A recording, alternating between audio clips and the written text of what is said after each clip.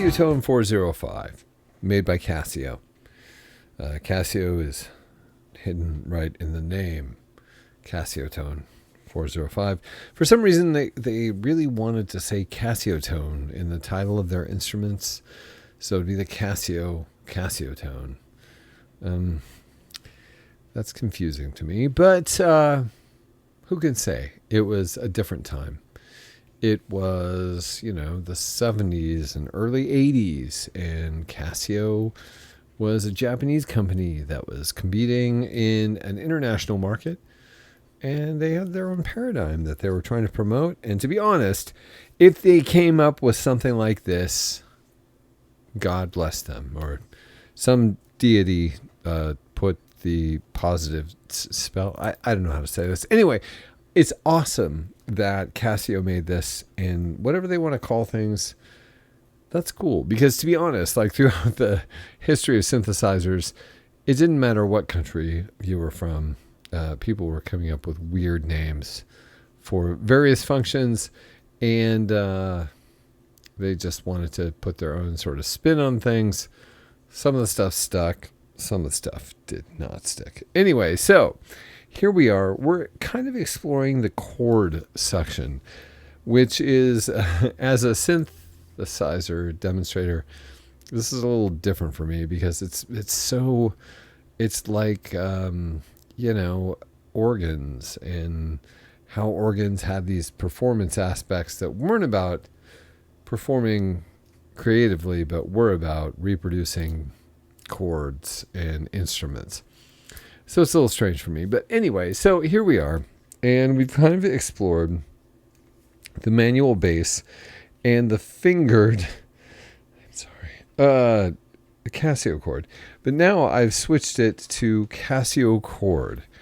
And somehow by doing that, the manual bass is on, even though the manual bass is off.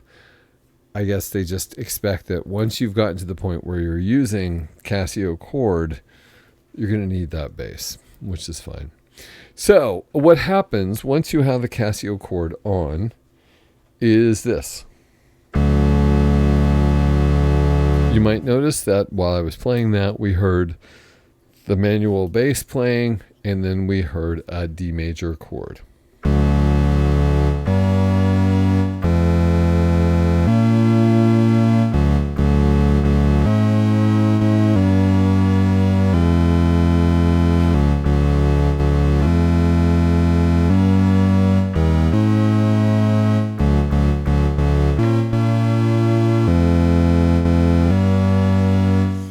Now, what has just happened? I've played a sequence of notes within the range of this section, the chord. It actually indicates to you, look, when you start messing with the switches in the chord section, you're in the chord section, and the chord section is all of the notes within these squares.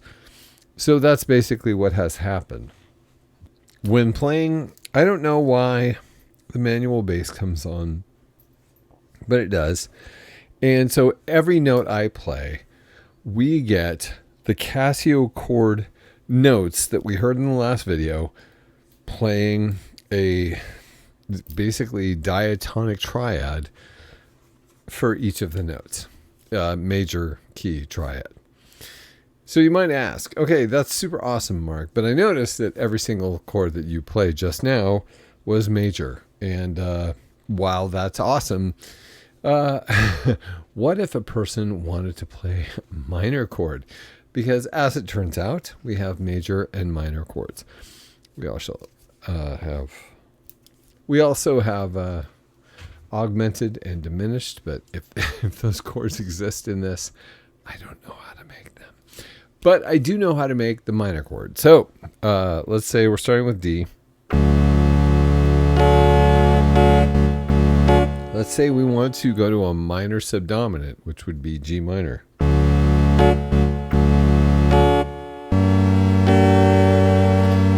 You'll notice I'm playing two notes.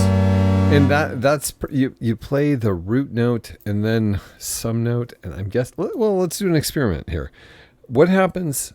I think you have to play the root note, and then another note higher than the root note. So if I wanted to play G, what happens if I play like an E? It'll just, yeah. Okay, so here's the secret, and I've just figured this out myself. I inherently did this, but now we have some clarity. What you need to do is you need to play the root note and then some note higher than the root note, and immediately it will become minor. So in this case, we're playing the D. Then we went up to the G, and I played another note above the G. And I don't think it matters which note. Let's try. We have major G there. Let's play a half step up. Minor. Full step up. It doesn't matter. Anything above G, you play two notes, it's going to be G minor.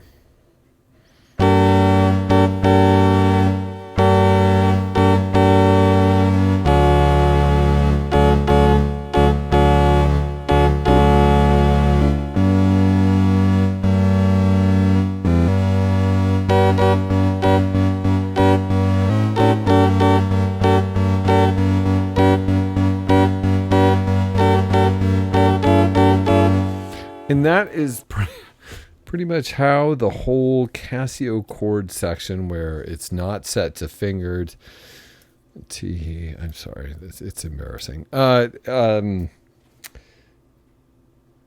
set to fingered, but set to on. It's the note you're playing will be major unless you play a note above the note you're playing, and then it will be minor, which makes it pretty simple. But that is largely what you will experience. And of course, it will continue to provide the manual bass, whether it's on or off, as the root note for the major or minor chord that you are technically playing.